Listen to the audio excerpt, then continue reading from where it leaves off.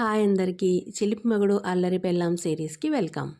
Series రచయిత Shri Vijayadurga, voice over Shri Vijayadurga. ఇక సిరీస్లోకి వెళ్ళిపోదామా? వారం రోజుల ఎడబాటు తర్వాత అనన్య ఉజ్వల్ని చేరుకుంది.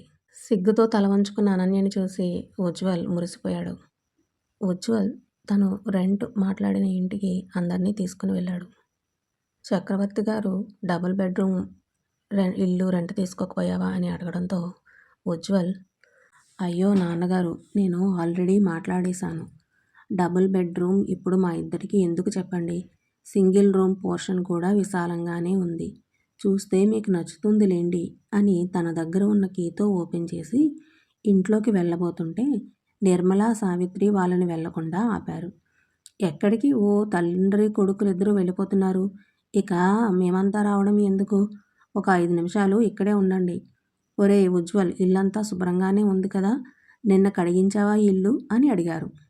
హా అమ్మా, నిన్న సాయంత్రమే ఒక అమ్మాయి చేత నీట్గా కడిగించి ఉంచాను, నువ్వు చెప్పావుగా ముందే అన్నాడు. సరే సరే అని వాళ్ళందరినీ బయటే ఉండమని చెప్పి సావిత్రి గారు, నిర్మల ఒక బ్యాగ్లో నుంచి పసుపు కుంకుమ ఉన్న డబ్బాను తీసి అనన్య చేతికి ఇచ్చారు. సావిత్రి గారు ముందుగా గుమ్మానికి పసుపు రాసి బొట్లు పెట్టమన్నారు. అత్తగారు చెప్పినట్టుగానే అనన్య గుమ్మానికి చక్కగా పసుపు రాసి బొట్లు పెట్టింది. తర్వాత బియ్యపిండితో గుమ్మం ముందే చిన్న పద్మం ముగ్గు వేసి అందులో కూడా పసుపు కుంకుమ వేసి అయిపోయింది అంది. నిర్మల కూతురు చేతిలో నుంచి అవన్నీ అందుకుని ఒక పళ్ళెంలో సత్యనారాయణ స్వామి ఉన్న ఫోటో పెట్టి పళ్ళు, కొబ్బరికాయలు, పూలు, పసుపు, కుంకుమ అన్నీ అమర్చి కూతురు, అల్లుడు చేతికి ఇచ్చారు. ఇద్దరూ కలిసి ఆ పళ్ళాన్ని పట్టుకుని చక్రవర్తి గారు టైం చూసి, టైం బాగానే ఉంది అని ఇద్దరితోనూ గుమ్మం దాటించి గృహప్రవేశం చేయించారు. కొడుకు, కోడలు గృహప్రవేశం చేయగానే వాళ్లతో తీసుకుని వచ్చిన బ్యాగ్ని లోపలికి తీసుకుని వచ్చి పెట్టారు సత్యప్రసాద్ గారు, చక్రవర్తి గారు. హాల్లోనే ఒక పక్కగా దేవుడి మందిరం గోడకి ఉండడంతో అక్కడికి వెళ్ళి పల్లెంలో ఉన్న సత్యనారాయణ స్వామి దేవుడి పటంతో పాటు మరో 2 దేవుడి పటాలను అక్కడ అమర్చి పూజ కోసం అన్నీ సిద్ధం చేశారు సావిత్రి గారు. ఈ లోపుగా నిర్మల కిచెన్లోకి వెళ్ళి ఇండక్షన్ స్టవ్ని అమర్చి పాలు పొంగించడానికి ఇత్తడి గిన్నెను ఒకసారి పక్కనే ఉన్న సింక్లో నీట్గా కడిగి దానికి కూడా పసుపు రాసి బొట్టు పెట్టి అనన్య చేత పాలు పొంగించడానికి సిద్ధం చేసి ఉంచారు. దేవుడి దగ్గర అన్నీ సిద్ధం కావడంతో సావిత్రి గారు పిలుపుతో అనన్య హాల్లోకి వచ్చింది. సావిత్రి గారు కొడుకుని, కోడల్ని కూర్చోబెట్టి ముందుగా ఇద్దరినీ దీపం వెలిగించి దీపారాధన చేయమన్నారు. తరువాత ఇద్దరినీ కిచెన్లోకి తీసుకుని వెళ్ళి ఇండక్షన్ స్టవ్పై పాల గిన్నె పెట్టి పాలు పొంగే వరకు చూసి పాలు కొద్దిగా పొంగి పైకి పొంగగానే ఇద్దరి చేత కొంచెం కొంచెంగా గుప్పెళ్లతో బియ్యాన్ని వేయించారు. వాళ్ళిద్దరూ వేయడం అయిన తర్వాత అందరూ కూడా తలా కొంచెం గుప్పెళ్లతో బియ్యాన్ని తీసుకుని మరిగిన పాలలో వేశారు. పాలల్లో బియ్యం ఉడికే వరకు దగ్గర ఉండి దాన్ని కలుపుతూ ఉండి బియ్యం ఉడకగానే బెల్లం వేసి యాలకులు వేసి క్షీరాన్నం తయారు చేశారు. అది అవుతున్న సమయంలో ఇంట్లో ఉన్న ప్రతి గుమ్మానికి అనన్య చేత పసుపు రాయించి బొట్లు పెట్టించారు. క్షీరాన్నం తయారైన తర్వాత ఒక చిన్న గిన్నెలోనికి తీసుకుని దేవుడి దగ్గరికి తీసుకుని వచ్చి ఇద్దరి చేత దేవుడికి నైవేద్యాన్ని పెట్టించి కొబ్బరికాయ కొట్టించి నివేదన చెల్లించారు. హారతితో నీరాజనం ఇప్పించి అందరూ హారతి తీసుకుని కళ్ళకద్దుకున్నారు. అనన్య, ఉజ్వల్ పక్కపక్కనే ఉన్న ఇద్దరూ ఒక్క మాట కూడా మాట్లాడకుండా పెద్దవాళ్ళు చెబుతున్న అన్నిటినీ బొమ్మలా చూసుకుంటూ వెళ్ళిపోయారు. పూజ అంతా అయిపోయిన తర్వాత హమ్మయ్య అని ఊపిరి పీల్చుకొని ఉజ్వల్ అక్కడే ఒక పక్కగా పరిచి ఉన్న చాపపై కూలబడ్డాడు. చక్రవర్తి గారు కొడుకుని చూసి, ఏంట్రా అప్పుడే అలా కింద పడ్డావు? అప్పుడే ఎక్కడయింది, ఇదిగో ట్రాన్స్పోర్ట్ వాడు ఫోన్ చేశాడు, 5 నిమిషాల్లో ఫోన్ చేస్తాను అన్నాడు, రూట్ చెప్పాలి అని చెప్పారు. ఉజ్వల్ నీరసంగా సరే నాన్నగారు అని బదులిచ్చాడు. సత్యప్రసాద్ గారు కారులో ఉన్న మిగతా లగేజ్ అంతా ఇంట్లో పెట్టారు. ఉన్న కొద్దిపాటి వస్తువులను సావిత్రి గారు, నిర్మల సర్దేశారు. ట్రాన్స్పోర్ట్ అతను కాల్ చేయగానే ఉజ్వల్ రోడ్డు మీదకు వెళ్ళి మాట్లాడుతూ వాళ్లకు డైరెక్షన్స్ ఇచ్చాడు. ఉజ్వల్ ఫోన్ మాట్లాడుతూనే ఆ మినీ ట్రక్ ఉజ్వల్ ఇంటి ముందుకొచ్చి ఆగింది. ఉజ్వల్ ఆ ట్రక్లో ఉన్న సామాన్లు చూస్తూనే కళ్ళు పెద్దగా చేసి, ఓరి దేవుడా, ఇన్ని సామాన్లా అని అనుకుంటూ డ్రైవర్ క్లీనర్ చేత జాగ్రత్తగా వాటిని లోపల పెట్టించాడు.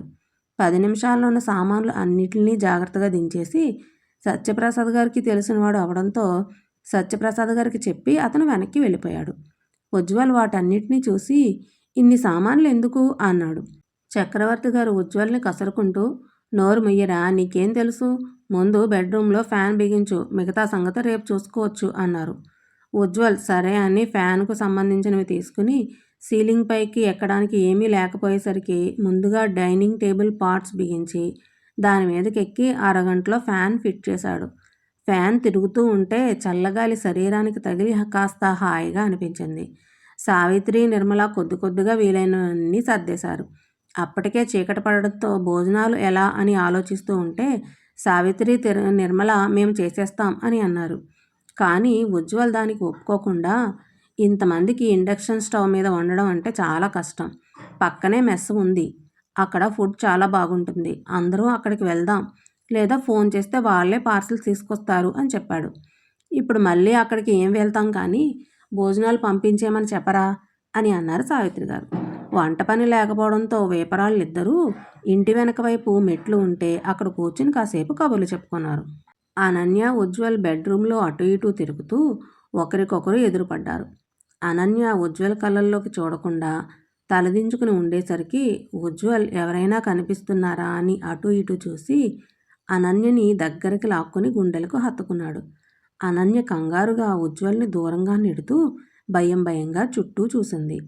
ఉజ్వల్ చిన్నగా, అబ్బా ఎవరూ లేరు లేవే, నేను చూసి నిన్ను దగ్గరికి లాక్కున్నా, అయినా ఏంటి వచ్చినప్పటి నుంచి చూస్తున్నాను, తలదించుకునే ఉన్నావు, నేనేదో కొత్తవాడిలాగా అన్నాడు. అనన్య ఏమీ సమాధానం ఇవ్వకుండా అలాగే ఉండిపోయింది. ఓహ్, నేను మళ్ళీ కొత్త అయిపోయానమాట అని చిన్నగా నవ్వి తనని దగ్గరగా హత్తుకున్నాడు. అవును, ఇప్పుడు నైట్ పడుకోవడం ఎలా, ఇంతమంది మేము ఉన్నాం, ఇక్కడ ఉండాలా ఆ రూమ్లోనా, ఏమీ అర్థం కావట్లేదు అన్నాడు. అనన్యకు కూడా ఏమీ తెలియకపోవడంతో ఏమీ సమాధానం ఇవ్వకుండా అలాగే చూసింది. సరేలే, వాళ్లకు వాళ్ళే ఆలోచించుకుంటారు, అయినా పెళ్ళంటే అమ్మాయితో హ్యాపీగా రొమాన్స్ చేయొచ్చు అనుకున్నాను, కానీ వెనకాల ఇన్ని ఉంటాయని అనుకోలేదు. ఇప్పుడు ఆ సామాన్లు అన్నిటినీ సరైన చోట సర్ది సెట్ చేసుకుంటేనే కానీ మనశ్శాంతి ఉండదు. ఇంకా నా రూమ్ అక్కడ ఖాళీ చేయాలి, అక్కడి నుంచి ఇంకేం వస్తాయో ఏంటో అన్నాడు. అనన్యకి కూడా అంతా గజిబిజి గందరగోళంగా ఉండేసరికి తన మనసులో కూడా అవే ప్రశ్నలు తిరుగుతూ ఉన్నాయి. చక్రవర్తి గారు, సత్యప్రసాద్ గారు బయట చల్లగాలి వీస్తుంటే చక్కగా 2 కుర్చీలు వేసుకుని కూర్చున్నారు. అప్పుడే ఇంటి ముందు వచ్చి కారు ఆగడంతో సత్యప్రసాద్ గారు లేచి వెళ్ళి శేఖర్, చంద్రాను పలకరించి లోపలికి తీసుకుని చక్రవర్తి గారికి పరిచయం చేశారు. చక్రవర్తి గారు బయట నుంచే ఉజ్వల్ని పిలవడంతో ఉజ్వల్ బయటికి వచ్చి వాళ్ళని చూసి పలకరించి లోపలికి తీసుకుని వెళ్ళాడు. చంద్ర లోపలికి వెళ్ళడంతో శేఖర్ చిన్న పని ఉంది అంటూ సత్యప్రసాద్ గారిని పిలిచి కారు డిక్కీ ఓపెన్ చేసి అందులో ఉన్న సిలిండర్, కొన్ని బ్యాగ్స్ కిందకు దించాడు. ఉజ్వల్ వాటిని చూసి ఓ మై గాడ్, ఇవి కూడానా అనుకున్నాడు. చక్రవర్తి గారు సత్యప్రసాద్ గారికి, శేఖర్ గారికి సాయం చేసి సిలిండర్ అందుకోబోతుంటే మీరుండండి బావగారు, మెట్లు కదా అని మేమిద్దరము తెస్తున్నాము అన్నారు. మంచి పని చేశారు బావగారు, సిలిండర్ రావడానికి 2 రోజులు పడుతుంది అన్నారు, ఈ లోపుగా దీంతో వీళ్ళు మేనేజ్ అయిపోతారులే అని సిలిండర్ పైకి తీసుకుని రాగానే ఉజ్వల్ వాళ్ళిద్దరినీ ఆపి ఉండండి మావయ్య, నేను పట్టుకెళ్తాను అని సిలిండర్ అందుకుని నిండు సిలిండర్ని కిచెన్లోకి తీసుకుని వెళ్ళి పెట్టాడు. అప్పటికే అక్కడికి వెళ్ళిన చంద్ర సావిత్రి గారితోటి మాట్లాడుతూ ఉన్నారు. ఉజ్వల్ అనన్యకి అవన్నీ చూసి బుర్ర తిరిగిపోయింది. అమ్మో, ఒక కాపురం పెట్టాలి అంటే ఇన్ని అవసరమవుతాయా దేవుడా, సినిమాల్లో చూపిస్తూ ఉంటే ఏంటో అనుకున్నాను, గ్రౌండ్ లెవెల్లో ఇంతవరకు అవసరమా అని అనుకున్నారు. ఉజ్వల్ ఆర్డర్ చేసిన ఫుడ్ రావడంతో అంతా హాల్లోనే కింద కూర్చొని తిన్నారు. తినడం పూర్తయిపోయిన తర్వాత అంతా సరదాగా కబుర్లు చెప్పుకున్నారు. టైం 9 అవడంతో శేఖర్, చంద్ర బయలుదేరి వెళ్ళిపోయారు. అంతా ఎక్కడ పడుకోవాలి అనే ప్రశ్న వచ్చినప్పుడు చక్రవర్తి గారు, ఇందులో పెద్ద ఆలోచించేదేముంది, ఈవేళ గృహప్రవేశం చేశారు కాబట్టి మీ కొత్త దంపతులు ఇక్కడే నిద్రపు చేయాలి, మేమంతా నీ రూమ్ ఉంది కదా అక్కడికి వెళ్ళిపోతాం, బయట మేడపైన ఖాళీయే కదా, అక్కడ చక్కగా పక్కలు వేసుకుని పడుకుంటాం, ఉదయాన్నే లేచి వస్తాంలే, అప్పటికి మీరు కాస్త స్నానాలు చేసి సిద్ధంగా ఉంటే బాగుంటుంది అన్నారు. ఉజ్వల్ సరే అని తల ఊపాడు. చక్రవర్తి గారు చెప్పడమే అంతా కారులో ఉజ్వల్ పాత రూమ్కి బయలుదేరి వెళ్ళిపోయారు. అంతా వెళ్ళగానే గేటుకు తాళం వేసి ఇంట్లోకి వచ్చి మెయిన్ డోర్ క్లోజ్ చేసి వెనక కిచెన్ వైపు కూడా డోర్ క్లోజ్ చేసి ఉందా అని చూసి అనన్య దగ్గరికి వచ్చి హత్తుకుని, Annu baby, I miss you so much రా అంటూ దగ్గరికి తీసుకున్నాడు. అనన్య కూడా ఉజ్వల్ కౌగులిని ఆస్వాదిస్తూ కాసేపు అలానే ఉండిపోయింది. కాసేపటికి ఉజ్వల్ అనన్యను తన కౌగిలిలో బిగించి అన్నూ అని ప్రేమగా పిలిచాడు. అనన్య ఊ అని సమాధానమిచ్చింది. ఉజ్వల్ మరలా అన్నూ అని పిలిచాడు. అనన్య ఊ అని సమాధానం ఇచ్చింది. ఉజ్వల్ అనన్యని దూరం జరిపి సిగ్గుతో తల వంచుకుని ఉన్న అనన్య తలను తన దోసిల్లోకి తీసుకుని పైకెత్తి తన పెదవులపై చిన్నగా ముద్దు పెట్టి వదిలి మరలా గుండెలకు హత్తుకుని, అన్ను బేబీ, నిన్ను వదిలి ఉండడం చాలా కష్టమైందిరా. ఈ వారం రోజులు చాలా ఇబ్బంది పడ్డాననుకో అంటూ తనని ఇంకా గట్టిగా కౌగిలించుకున్నాడు. అనన్య అవునండి నాకు కూడా అంటూ మరింతగా ఉజ్వల్ గుండెల్లో ఒదిగిపోయింది. ఇద్దరి శరీరాలు ఒక దగ్గరికి చేరేసరికి అగ్గి రాజుకుంది. నెమ్మదిగా ఉజ్వల్ చేతులు అనన్య శరీర భాగాలను తడిమేస్తూ ఉంటే అనన్య తీయని మూలుగులతో ఉజ్వల్ను మరింత ఉత్సాహపరిచింది. కొత్త మంచం బిగించకపోయినా పరుపుని డౌన్ బెడ్గా వీళ్ళు పడుకోవడానికి అనువుగా సిద్ధం చేసి వెళ్ళడంతో ఇద్దరూ ఆ పరుపుపై నెమ్మదిగా వాలి ఒకరిలో ఒకరు కలిసిపోతూ మధురమైన జ్ఞాపకాలను తిరిగి పోగేసుకున్నారు. మధ్యరాత్రి వరకు ప్రపంచంతో సంబంధం లేదు అన్నట్టుగా సాగిన వారి ప్రణయ కలాపం తీరానికి చేరి ఇద్దరి అలసిన శరీరాలు అంతా స్వేదంతో నిండిపోగా ఫ్యాన్ గాలి వారి శరీరపు వేడిని చల్లార్చలేకపోయింది. ఇద్దరూ పక్కపక్కనే పడుకుని సీలింగ్ వైపు చూస్తూ ఆ వారం రోజులు మిస్ అయిపోయిన కబుర్లు చెప్పుకున్నారు. అనన్య ఏదో జ్ఞాపకం వచ్చినట్టుగా ఉజ్వల్ వైపు తిరిగి ఉజ్వల్ గుండెలపై తల పెట్టి, ఏమండి, రేపు మీరు కాలేజీకి వెళ్తారా అని అడిగింది. ఉజ్వల్ అనన్య భుజం చుట్టూ చేయి వేసి, లేదురా, రేపు ఒక్కరోజుకి సెలవు పెట్టాను, ఎల్లుండి నుంచి మాత్రం వెళ్ళాలి, ఎగ్జామ్స్ ఉన్నాయి అన్నాడు. అనన్య ఎగ్జామ్స్ అనగానే, అమ్మో ఎగ్జామ్సా, నేను కూడా రాయాలా అని భయపడింది. ఉజ్వల్ నవ్వుతూ, ఎగ్జామ్స్ నీకు కాదులే, ఫైనల్ ఇయర్ వాళ్ళకి, నీకు మరో 20 డేస్లో స్టార్ట్ అవుతాయి. ఈ 2-3 రోజుల్లో ఇంటికి సంబంధించిన అన్నీ సెట్ చేసుకుంటే నెక్స్ట్ మండే నుంచి నువ్వు కూడా నాతో పాటు కాలేజ్కి వద్దు అన్నాడు. అనన్యకి అంతకు మునుపు కాలేజ్కి వెళ్ళాలి అంటే ఎంతో సరదాగా ఉన్నా ఉజ్వల్ అక్కడ లెక్చరర్ కావడం, తను ఉజ్వల్ భార్య కావడంతో కాలేజీకి వెళ్ళాలి అంటే ఏదో మొహమాటం, ఇబ్బందిగా అనిపించి నేను కాలేజీకి రావాలా అంది. ఉజ్వల్ అనన్య నెత్తి మీద చిన్నగా మొట్టి, మరి కాలేజీకి రాకుండా ఏం చేస్తావు, ఇంట్లో కూర్చుని గోళ్ళు గిల్లుకుంటావా అన్నాడు. అనన్య అని గారంగా తినుగుతూ, అక్కడ మీరేమో లెక్చరర్, నేనేమో మీ భార్యగా కాలేజీకి రావాలి అంటే ఏదో తెలియని సిగ్గుగా అనిపిస్తుంది. మీరు నా కళ్ళ ముందు ఉంటే ఇంక నేనేం చదువుతాను, ఏం పాఠాలు వింటాను అని అంది. ఉజ్వల్కి సడన్గా ఏదో గుర్తుగా వచ్చి, అవునే, అప్పుడు పెళ్ళికి ముందు నువ్వు కాలేజీకి వచ్చినప్పుడు ఆ రోజు క్లాసులో ఏంటి నన్ను తినేసేలా చూస్తున్నావు, అంత నచ్చేశానా అన్నాడు.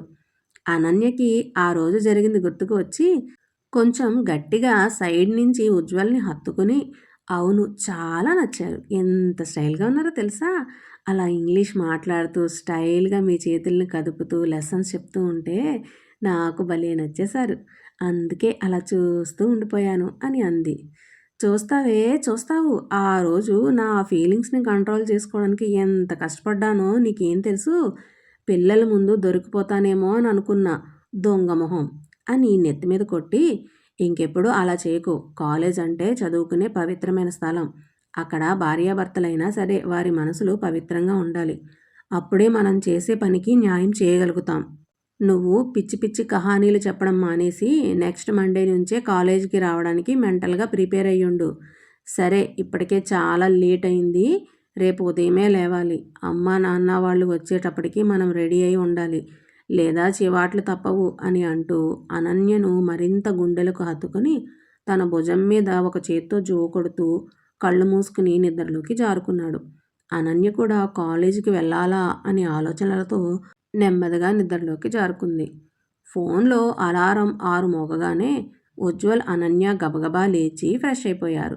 అనన్య ఇల్లంతా ఊడ్చి బయట వాకిలి కూడా తుడిచి ముగ్గు పెడుతూ ఉంటే సమయానికి ఇంటి ముందు కారు ఆగింది. నిర్మల కారు నుంచే కూతుర్ని చూసి, అమ్మయ్య, ఇది ఇంకా ఎక్కడ నిద్ర లేవకుండా పడుకునే ఉందేమో అనుకుని భయపడ్డాను. వాకిట్లో ముగ్గు పెడుతుంది అని కూతుర్ని మనసులోనే మెచ్చుకున్నారు. అంతా కారు దిగి లోపలికి వచ్చారు. వస్తూనే పాలు కావలసినవి తీసుకుని రావడంతో ఇండక్షన్ స్టవ్ని పక్కకు తీసి గ్యాస్ స్టవ్ అమర్చి సిలిండర్ కనెక్షన్ ఇచ్చారు. నిర్మల, అనన్య తోడు తీసుకుని అందరికీ ముందుగా టీలు పెట్టి ఇచ్చింది. ఈలోపు సావిత్రి గారు అందరి కోసం చపాతీకి పిండి తయారు చేయడంతో టీ తాగడం అవ్వగానే ముగ్గురు ఆడవాళ్ళు సరదాగా కబుర్లు చెప్పుకుంటూ బ్రేక్ఫాస్ట్ కూడా సిద్ధం చేసేశారు. ఉజ్వల్ తండ్రి, మావయ్య గారితో పాటు హాల్లో కూర్చుని ఆ రోజు ఏమేం చేయాలో మాట్లాడుకున్నారు. చక్రవర్తి గారు టిఫిన్లు అయిపోగానే ముందుగా మంచం బిగించేసి మిగతా గదుల్లో ఫ్యాన్లు బిగించేసుకుంటే మిగిలిన చిన్న చిన్న పనులన్నీ ఆడవాళ్ళు చేసుకుంటారులే అన్నారు. ఉజ్వల్ సరే అలాగే నాన్నగారు అని అన్నాడు. టిఫిన్స్ అవగానే మగవాళ్ళు ముగ్గురు తలా ఒకటి అన్నట్టుగా పెద్ద పెద్ద సామాన్లు అమర్చాల్సినవన్నిటినీ చేసి భోజనాల టైంకి ఫ్రీ అయిపోయారు. సావిత్రి గారు అనన్య వంట చేస్తూ ఉంటే నిర్మల ఒక్కొక్కటిగా అన్నీ సర్దేసి బెడ్రూమ్లో కబోర్డ్లో అనన్యనే బట్టలు అన్నీ సర్దుకోమన్నారు. మధ్యాహ్నం అయ్యేసరికి ఆడవాళ్ళ పనులు పూర్తవడంతో చక్రవర్తి గారు 4 గంటలకి అందరం సింహాచలం బయలుదేరి వెళ్దాం అన్నారు. అంతా సరేనని భోజనాలు అయిన తర్వాత 1 గంట రెస్ట్ తీసుకుని సాయంత్రం కారులో అంతా కలిసి సింహాచలం దర్శనానికి వెళ్ళారు. సాయం సంధ్య వేళ మూలాన ఘాట్ రోడ్లో వెళ్తూ ఉంటే ప్రకృతి చాలా అందంగా కనిపించింది. కొండపైకి వెళ్ళే కొలది విశాఖపట్నం నగరం చిన్నది అయిపోతూ కనిపించింది. అనన్య అబ్బురంగా అదంతా చూస్తూ చిన్నపిల్లలా ఎంజాయ్ చేసింది. ఎక్కువ రష్ లేకపోవడంతో 1 గంటలోనే దర్శనం పూర్తి చేసుకుని 6 అయ్యేసరికి గుడి నుంచి బయటికి వచ్చారు. గుడి దగ్గరే చాలాసేపు కూర్చుని అక్కడ దగ్గరలో ఉన్న గుడులను కూడా చూసుకుని తిరిగి ఇంటికి బయలుదేరారు. రాత్రి 8 ఆ సమయానికి ఇంటికి చేరుకుని వరాహలక్ష్మీ నరసింహస్వామి ప్రసాదాన్ని ఆ రోజు రాత్రికి డిన్నర్గా తినేసి అంతా అక్కడే కూర్చుని కబుర్లు చెప్పుకున్నారు. మాటల్లో చక్రవర్తి గారు ఉజ్వల్తో, ఇల్లంతా సర్ది పెట్టేశాం, ఇక నీ గది ఖాళీ చేసి ఆ సామాన్లు తేవడమే ఉంది. రేపు ఉదయం 1 గంట పని, అది అయిపోతే రేపు రాత్రికి మేమిక బయలుదేరతాం అన్నారు. తండ్రి వెళ్ళిపోతాను అనగానే, అదేంటి నాన్నగారు అప్పుడే వెళ్ళిపోవడం, మరో 2 రోజులు ఉండొచ్చు కదా అన్నాడు. లేదురా, ఇక్కడ ఉంటే ఎలా చెప్పు, అక్కడ పొలం చూసుకునేది ఎవరు, ఇంకా బయట పనులు సరే మళ్ళీ ఇంకోసారి వస్తాంలే. కొత్త కాపురం, ఇప్పుడే మేము అందరం ఉండి మిమ్మల్ని ఇబ్బంది పెట్టడం ఎందుకు, నెమ్మదిగా మీరే ఒక్కొక్కటి తెలుసుకుని కాపురాన్ని సరిదిద్దుకోండి అని చెప్పారు. ఉజ్వల్ సరేనని ఊరుకున్నాడు. అనన్య నిర్మల పక్కనే కూర్చోవడంతో నిర్మల వైపు బేలగా చూసి, అమ్మా, మీరు కూడా రేపు వెళ్ళిపోతారా అని అడిగింది. నిర్మల అనన్య చెంపపై చెయ్యి వేసి, అత్తయ్య వాళ్ళతో పోవటే మేము కూడా వెళ్ళిపోతాం. ఇక నుంచి నువ్వే ఇంటిని చక్కబెట్టుకోవాలి. జాగ్రత్తగా ఒక్కొక్క పని అలవాటు చేసుకుని పద్ధతిగా చేసుకోవాలి అని చెప్పాడు. తల్లి భుజం మీద తలవాల్చి చేతిని చుట్టి పట్టుకుంది అనన్య. ఉజ్వల్ అనన్యనే చూస్తూ, పాపం, ఒక ఇంటిని మెయింటైన్ చేయాలి, ఎలా చేస్తుందో ఏంటో, నేను కూడా తనకి కాస్త హెల్ప్ చేస్తూ ఉండాలి అని అనుకున్నాడు. సరే అయితే లేట్ అవుతుంది, ఇంక పడుకోండి, మేము రాత్రిలాగే నీ రూమ్కి వెళ్ళిపోతాం. నిన్న కొద్ది మొత్తంలో మీ అమ్మ చాలా వరకు సామాన్లు సర్దేసింది. కుదిరితే రేపు ఉదయం కొన్ని తెచ్చేస్తాంలే అన్నారు చక్రవర్తి గారు. ఉజ్వల్ తండ్రి మాటలకు ఇంకేం చెప్పలేక, సరే నాన్నగారు అన్నాడు. నిర్మల అనన్యకు జాగ్రత్తగా తలుపులన్నీ వేసుకో అని చెప్పి సావిత్రి గారితో కలిసి ఉజ్వల్ పాత రూమ్కి వెళ్ళిపోయారు. అనన్య, ఉజ్వల్ ఒక్కరే ఇంట్లో మిగలడంతో మొదటిసారిగా వాళ్ళిద్దరికీ ఏదో తెలియని ఇదిగా అనిపించింది. ఉజ్వల్ బయట గేటు తాళం వేసుకుని వచ్చి తలుపులు సరిగా గడియ పెట్టుకుని బెడ్రూమ్కి వచ్చి మంచంపై పడుకున్నాడు. అనన్య కూడా ముభావంగా వచ్చి ఉజ్వల్ భుజం పైన తల పెట్టుకుని ఒక చేతిని ఉజ్వల్ గుండెలపైన వేసి అలా కళ్ళు మూసుకుని ఉండిపోయింది. ఉజ్వల్ అనన్య తల మీద చెయ్యి వేసి చిన్నగా నిమిరి తన నుదుటను ముద్దు పెట్టుకుని అనన్య తలకి తన తలను ఆంచి కళ్ళు మూసుకుని నిద్రలోకి జారుకున్నాడు. తెల్లవారి యథావిధిగా అనన్య తన పనులు తను చేసేసింది. ఉజ్వల్ కాలేజ్కి వెళ్లాల్సి ఉండడంతో ఎప్పట్లాగే రెడీ అయ్యి తల్లిదండ్రులు వెళ్ళిపోతారు అని ముభావంగా కూర్చున్నాడు.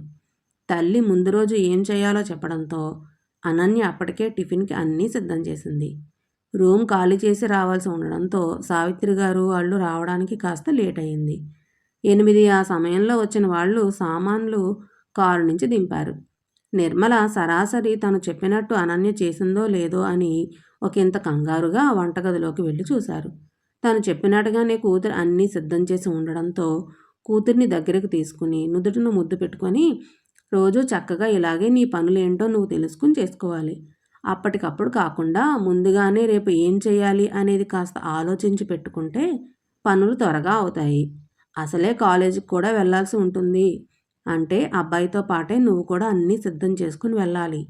కాబట్టి నువ్వు అన్నీ ముందే ప్రిపేర్ చేసుకుని ఉండాల్సి వస్తుంది అని చెప్పారు. అనన్య సరేనమ్మా అని మామూలుగా సమాధానం ఇచ్చింది. కూతురు ముఖంలో దిగులు చూసి, అలా దిగులుగా ఉండకమ్మా, ఇది ప్రతి ఆడపిల్లకు తప్పని పరిస్థితి. ఒక 2 రోజులు పోతే నువ్వే అన్నీ అర్థం చేసుకుంటావు. నేను రమ్మన్నా మా ఆయన్ని వదిలి రాను అని అంటావు అన్నారు.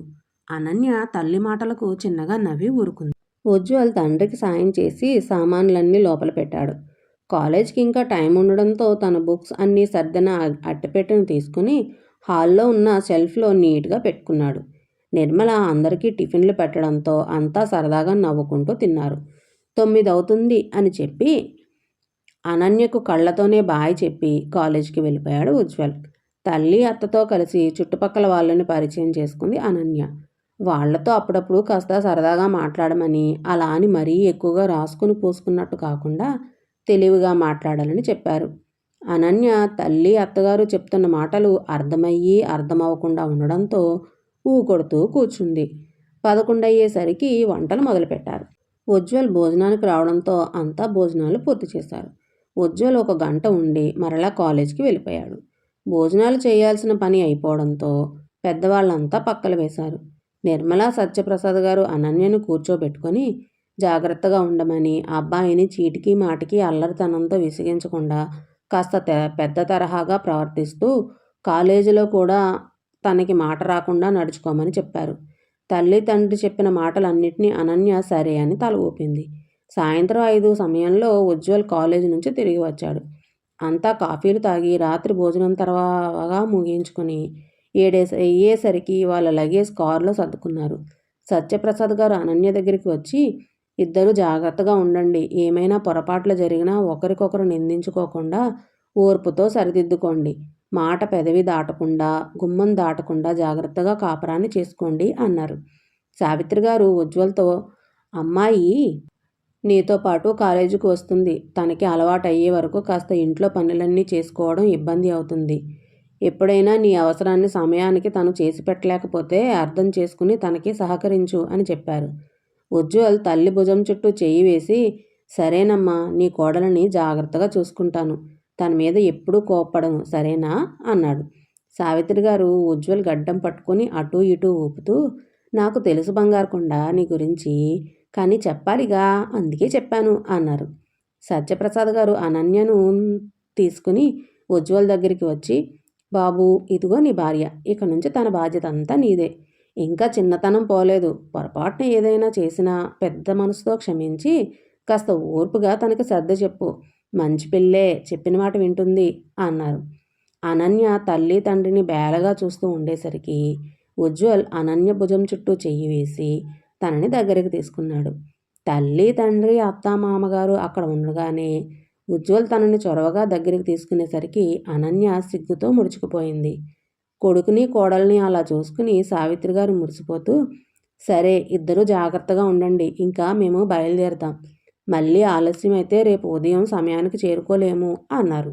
నిర్మల అనన్యను దగ్గరికి తీసుకుని, జాగ్రత్త తల్లి, పదే పదే చెప్తున్నాను అనుకోకు, రేపటి నుంచి నీకు ఇలా చెప్పేవాళ్ళు ఎవరూ ఉండరు, నీ పని నువ్వే జాగ్రత్తగా చేసుకోవాలి, సరేనా? కాలేజీకి వెళ్ళేటప్పుడు కూడా జాగ్రత్తగా ఉండు, మరీ మరీ చెప్తున్నా, అల్లుడు గారికి మాట రానివ్వకూడదు, నీ భర్త గౌరవం కాపాడాల్సిన బాధ్యత భారీగా నీ మీద ఉంటుంది, దానిని మనసులో పెట్టుకొని జాగ్రత్తగా వ్యవహరించు అని అన్నారు. సావిత్రి గారు నిర్మల అనన్య చెంప మీద చిన్నగా తట్టి, వెళ్ళి వస్తాము అని చెప్పి కారు ఎక్కారు. కారు బయలుదేరిపోతూ ఉంటే ఉజ్వల్ అనన్యకి ఒక్కసారిగా ఒంటరి అయిపోయిన ఫీలింగ్ వచ్చింది. కారు వీధి మలుపు తిరిగి కనుమరుగు అయిపోగానే ఇద్దరూ ఒకరి మొహం ఒకరు చూసుకుని భారంగా ఊపిరి వదిలి గేట్ తాళం వేసుకుని లోపలికి వెళ్ళారు. ఉజ్వల్ బెడ్ మీద కూర్చుని బెడ్ రెస్ట్ ఆనుకుని వంటగదిలో ఏవీ సర్దుతూ ఉన్న అనన్యని పిలిచాడు. అనన్య హా వస్తున్నా అంటూ ఉజ్వల్ దగ్గరికి వెళ్ళి నిలబడి ఏం కావాలండి అని అడిగింది. ఉజ్వల్ అనన్య చెయ్యి పట్టుకుని తన పక్కన కూర్చోబెట్టుకొని తనని గుండెలకు హత్తుకుంటూ ఒంటరిగా ఉన్నప్పుడు కూడా ఎప్పుడు ఇలా ఫీల్ అవ్వలేదురా. ఏంటో మనసంతా ఏదోలా అనిపిస్తుంది. ఇన్ని రోజులు వాళ్ళందరితో కలిసి ఉండడం మూలానా, లేదా వాళ్ళందరినీ నువ్వు నా వల్ల దూరం అవ్వాల్సి వచ్చిందా అనేది అర్థం కావడం లేదు అన్నాడు. అనన్యకి ఉజ్వల్ పరిస్థితి అర్థమయ్యి కాసేపు మౌనంగా ఉజ్వల్ గుండెల మీద ఉండిపోయి తల ఎత్తి ఉజ్వల్ పెదవులపై చిన్నగా ముద్దు పెట్టింది.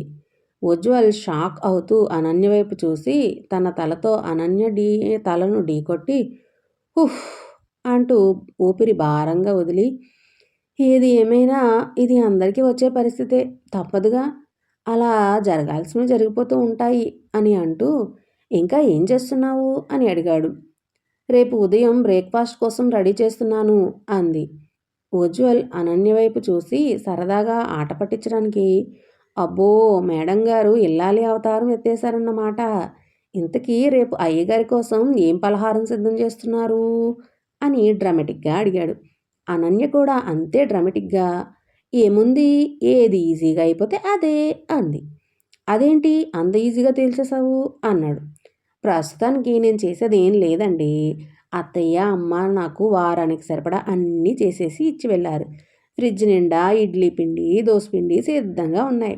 సో బిందాస్గా ఉదయం లేచిన వెంటనే అవి తీసుకుని తినేయడమే. కాకపోతే చట్నీలే ఎప్పటికప్పుడు ఫ్రెష్గా చేసుకుంటే సరిపోతుంది. వాటి కోసం కూడా అన్నీ సిద్ధంగానే ఉంచేసి వెళ్ళారు. జస్ట్ నేను మిక్సీలో వేసి రుబ్బితే సరిపోతుంది అని అంటూ చిన్నగా కనుకొట్టింది. అమ్మ దొంగ, అత్తగారి చేత అమ్మ చేత అన్ని పనులు చేయించుకుని ఉన్నామన్నమాట అన్నాడు. అనన్య బొంగమూతి పెడుతూ నేనేమీ చేయించుకోలేదు, వాళ్ళు చేసి పెట్టారు. నెమ్మదిగా నేను అలవాటు చేసుకుంటాలేండి. ఇన్ని రోజులు వాళ్ళు ఎలా చేస్తున్నారో చూశానుగా, ఆ మాత్రం తెలుసులేండి అంది. అబ్బో నా బొజ్జి పెళ్ళానికి కోపం వచ్చిందే అంటూ అనన్య బుగ్గలు పట్టుకుని లాగి సరే త్వరగా అవేమిటో సర్దేసిరా, ఈలోపు నేను కాస్త ప్రిపేర్ అవ్వాల్సింది ఉంది, అది చూసుకుంటాను అన్నాడు. అనన్య సరేనని వంటగదిలోకి వెళ్ళిపోయింది. ఉజ్వల్ హాల్లోకి వచ్చి ఒక బుక్ తీసుకుని చదువుతూ కూర్చున్నాడు. అనన్య అరగంటలో పనంతా పూర్తి చేసుకుని వచ్చి హాల్లో ఉజ్వల్ పక్కన కూర్చుంది. ఉజ్వల్ బుక్ చదువుతూనే అనన్య భుజం చుట్టూ చెయ్యి వేసి తన దగ్గరకు లాక్కుని తన భుజం మీద చేత్తో రుద్దుతూ ఉన్నాడు. అనన్య ఉజ్వల్ చేతి మీద చిన్న దెబ్బ కొట్టి మీరేదో చదువుకుంటున్నారు కదా, అది చదువుకోవడం మానేసి మధ్యలో ఇదేం పని అంది. ఉజ్వల్ బుక్ మూసి పక్కన పెట్టి నేను చదవడం కాదే, జస్ట్ పైన చూస్తున్నాను అంతే, రేపు క్లాస్ చెప్పడానికి. అయినా అవన్నీ నేను ఆల్రెడీ చదివేసినవే. అది సరే గాని ఇంకేంటి సంగతులు అని అంటూ అనన్యని అమాంతం పైకెత్తి తన ఒడిలోకి లాక్కున్నాడు. అనన్య ఉజ్వల్ మెడలో తన 2 చేతులని దండలాగా వేసి ఉజ్వల్ మెడవంపులో తన తలను ఉంచి ప్రస్తుతానికి ఏం లేవండి అని అంది.